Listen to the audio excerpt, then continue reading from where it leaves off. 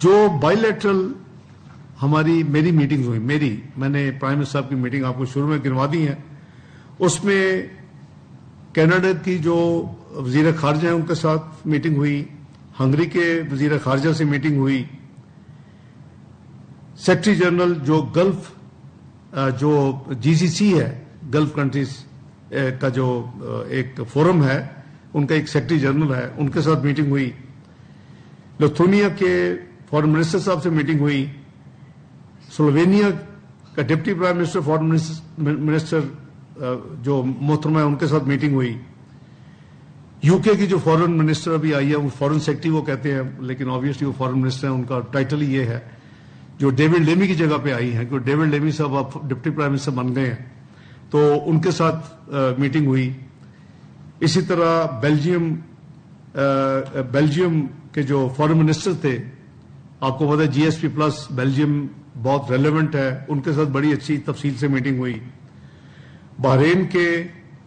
جو foreign minister تھے ان کے ساتھ میٹنگ ہوئی، کوسٹا ریکا کے فارن منسٹر کے ساتھ میٹنگ ہوئی، اسی طرح جرمنی کے فارن منسٹر صاحب سے میٹنگ ہوئی، جو former secretary general Commonwealth تھی پاکستان بھی تشریف لائی تھی، اور وہ ریسنٹ پاس تک وہ وہاں کی اٹارنی جنرل بھی رہ چکی ہیں، ہاؤس آف لارڈز کی ممبر بھی ہیں، پیٹیشیا اسکاٹ لینڈ آپ کو یاد ہوگا پاکستان بھی ہماری انویٹیشن پہ آئی تھی، ان کے ساتھ میٹنگ ہوئی۔ اسی طرح جو پریزیڈنٹ ہے اس وقت یو این جنرل اسمبلی کی الیکٹڈ، جرمن فارمر منسٹر ہیں، فارمر فارن منسٹر ہیں جرمنی کی، ان کے ساتھ بھی میری میٹنگ تھی، اور اسی طرح موراکو کے فارن منسٹر صاحب کے ساتھ بھی میری میٹنگ ہوئی۔ اور یہ جو میٹنگز تھی، اس کے علاوہ جو ٹرکی کے فارن منسٹر صاحب تھے، ٹرکی کے پریزیڈنٹ صاحب سے میٹنگ ہوئی، سیریا کے پریزیڈنٹ صاحب سے میٹنگ ہوئی، ڈپٹی پرائم منسٹر جو ہے مونٹینیگرو کے ان کے ساتھ میٹنگ ہوئی، کوئین آف بیلجیم کے ساتھ میٹنگ ہوئی، ملیشیا کے فارن منسٹر صاحب سے میٹنگ ہوئی، ایجپٹ کے فارن منسٹر صاحب سے میٹنگ ہوئی، آذربائیجان کے فارن منسٹر صاحب سے میٹنگ ہوئی۔ یہ وہ 21 بائی لیٹرل میٹنگ تھی ان 5 دن میں۔ 9 جو میں نے آپ کو بتایا کہ جو ہائی لیول ایونٹس تھے، اور 9 جو پرائم منسٹر صاحب کے وہ آن ٹاپ تھے، یہ میرے ایکسکلوسو تھے۔ تو ان تمام میٹنگز میں جو آبویسلی پاکستان کے بائی لیٹرل ریلیشنز، ان کو کیسے آگے بڑھانا ہے، اور پاکستان کو اب اپنے ان کے ساتھ مزید کیسے بہتر ریلیشنز کرنے ہیں، اس حوالے سے بھرپور ایک ہماری وہاں ایکٹیویٹی رہی، جو کہ ساتھ ساتھ وزارت خارجہ آپ سے ٹویٹس کے ذریعے شیئر کرتی رہی۔ آئی ایم شیور کہ شاید کئی دفعہ اتنا وقت نہیں ہوتا کہ آپ سب کچھ ایکٹیویٹی دیکھ رہے ہوں، لیکن سمری میں نے آپ کو ایکسپلین کر دی ہے۔ جہاں تک ہمارا ایجنڈا دو چیزوں کا تھا، ایک تو یو این جنرل اسمبلی کے جو جتنی آپ نے دیکھا سنا، الحمدللہ یہ ساری ایکٹیویٹی ہوئی، لیکن ایک پوری بھرپور کوشش تھی کہ اس وزٹ میں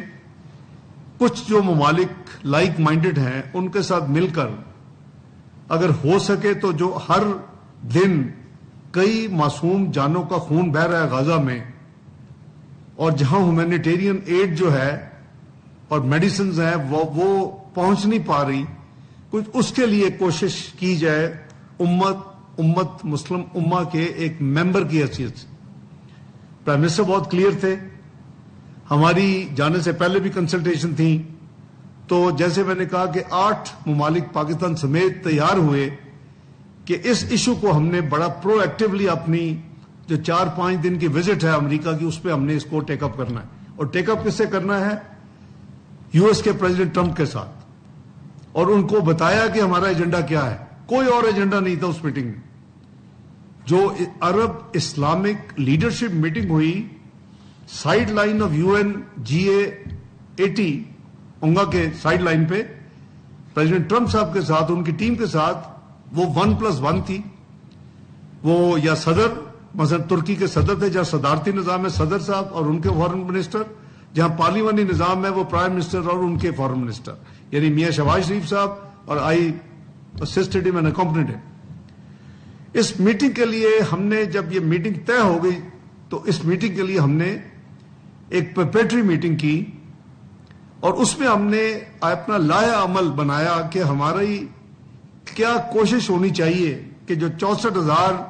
معصوم لوگ اب تک شہید ہو چکے ہیں پچھلے 2 سال میں, جو قریباً 1.5 لاکھ زخمی ہو چکے ہیں, جہاں جو ہیومینیٹیرین ایڈ نہیں جا سک پا رہی. پاکستان نے 20 کنسائنمنٹ بھیجی, ہمیں وہ شروع کے وقت تھا, کچھ اس سال کے شروع میں بھی بھیجی, لیکن اس کو بھیجنے میں اور وہاں پہنچانے میں ایز فارن منسٹر مجھے پتا ہے کہ کتنی ہمیں پاپڑ بیلنے پڑے.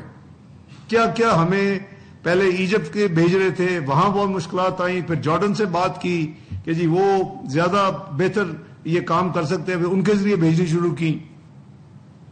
اب وہاں نوبت یہ آ چکی تھی کہ اب لوگ بھوک سے مر رہے تھے. یعنی ایک تو شہید ہوتا ہے جو گولی کے ساتھ, اب تو بھوک یعنی کھانے کو یا فوڈ کو بھی ویپنائز کر دیا تھا اس میں. تو اس وقت یہ جو 8 ممالک میں نے آپ کو گنوائے ہیں,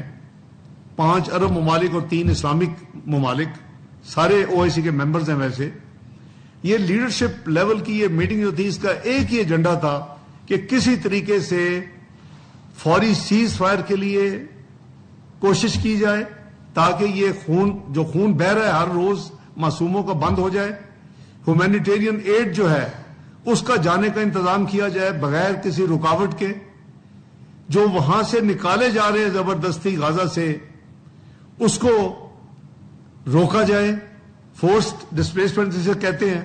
جو جا چکے ہیں ان کی واپسی کا انتظام کیا جائے, کو اپنے ریفیوجیز واپس اپنے گھروں میں آ سکے, اپنے وہاں آ کے دوبارہ بس سکے غازہ میں. اس کے آگے اس کی ریکنسٹرکشن کا سوچا جائے کہ یہ سیز فائر ہوتی ہے تو اس کو کیسے ری بلڈ کرنا ہے.